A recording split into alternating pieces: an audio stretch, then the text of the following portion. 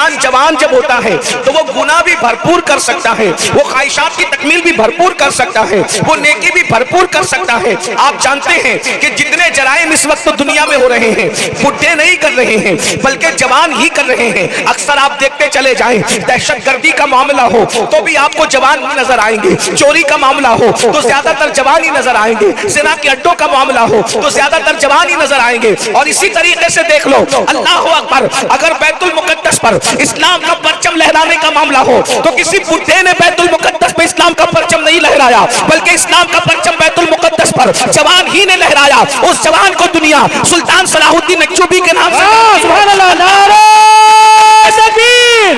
نعرہ رسالت، مسلک اعلی حضرت فیضان حضور علی، فیضان سرکار بابو حضور، فیضان حضور امین القادری صاحب قبلہ، نعرہ تکبیر، نعرہ رسالت، سبحان اللہ۔ اندلس کے ساحل پر جس نے کشتیاں جلائی تھی اسلام کے نام پر، وہ کوئی بڈھا نہیں تھا بلکہ وہ حضرت طارق ابن زیاد، وہ بھی نوجوان تھے۔ اسی طریقے سے بدر کے جتنے فاتحین ہیں وہ سب کے سب جوان تھے، احد کے سارے فاتحین وہ سب کے سب جوان تھے، خندق کھودنے والوں میں زیادہ تر تعداد جوانوں کی تھی، اور جس نے خیبر کا دروازہ ایک ہاتھ سے اکھاڑ کر کے پھینکا تھا وہ کوئی بڈھا نہیں تھا، وہ تو ایسا جوان تھا جس کی جوانی مصطفیٰ جان رحمت نے یوں بیان فرمائی، لا فتح الا علی، لا سیف الا ذوالفقار، کہ ذوالفقار جیسی کوئی تلوار نہیں ہے اور علی کی طرح کوئی جوان نہیں۔ نعرہ تکبیر، نعرہ رسالت، نعرہ حیدری، نعرہ حیدری۔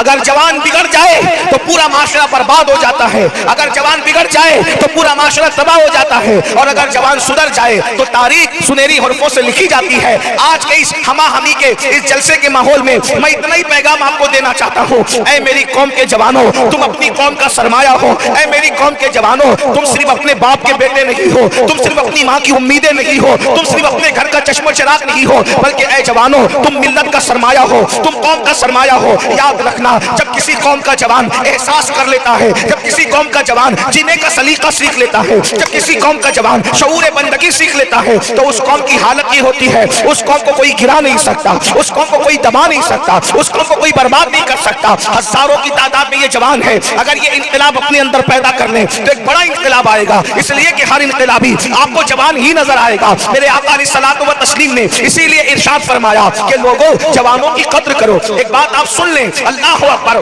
ہر مذہب میں بڈھوں کو آگے کیا جاتا ہے، مگر مذہب اسلام کی خصوصیت یہ ہے کہ میرے آقا نے ہر جگہ جوانوں کو آگے کیا ہے، یعنی بڈھوں کی توہین بھی نہیں کی، بڈھوں کی تذلیل بھی نہیں کی، مگر آگے جوانوں کو کیا۔ اور ایک بات آپ کو بتاؤں، اللہ رسول کو جوانی اتنی پسند ہے کہ جب اللہ جنت میں اپنے بندوں کو اپنا دیدار کرائے گا تو بڈھوں کی حیثیت سے نہیں کرائے گا، بلکہ پہلے بندوں کو جوانی عطا کرے گا، اس کے بعد دیدار کا شرف۔ بے شک، سبحان اللہ، سبحان اللہ۔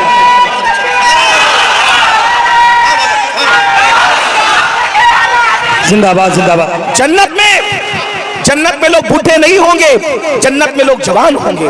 یعنی جب اللہ سے ملاقات کا شرف حاصل ہوگا، جب اللہ رب العزت کا دیدار ہوگا، جب انسان اللہ سے ملیں گے تو اس وقت اللہ رب العزت کے جمال کی زیارت کرتے وقت اللہ سب کو جوانی عطا فرمائے گا۔ اسی لیے میرے آقا فرماتے ہیں لوگوں جوانوں کی عزت کرو، جوانوں کی قدر کرو۔ آقا نے فرمایا کہ جب اعلان نبوت کیا گیا مکے کی زمین پر تو مکے کے بڈھوں نے اللہ کے نبی کو جھٹلایا اور مکے کے جوانوں نے اللہ کے رسول کی رسالت کی گواہی دی، حضور کی نبوت پر ایمان لائے، یعنی سیدنا صدیق اکبر ایمان لائے، وہ اس وقت تو جوان تھے، فاروق اعظم جو ایمان لائے اس وقت تو جوان تھے، عثمان غنی جو ایمان لائے اس وقت تو جوان تھے، مولا علی جب ایمان لائے تو جوانی کی دہلیز کی طرف بڑھ رہے تھے۔ بس میں آپ کو اتنا ہی کہنا چاہتا ہوں، اسی لیے اسلام دشمن طاقتیں اکثر جوانوں کو ٹارگٹ کرتی ہے اور جوانوں کو بگاڑنے کی کوشش کرتی ہے۔ دنیا جانتی ہے اگر مسلم جوانوں کو ہم نے بگاڑ دیا، اگر ہم نے ان کی سوچ کو برباد کر دیا، ان کی فکر کو برباد کر دیا تو یہ قوم کبھی اٹھ نہیں سکے گی، اس قوم کو برباد کرنا آسان ہوگا۔ سلطان صلاح الدین ایوبی نے کہا تھا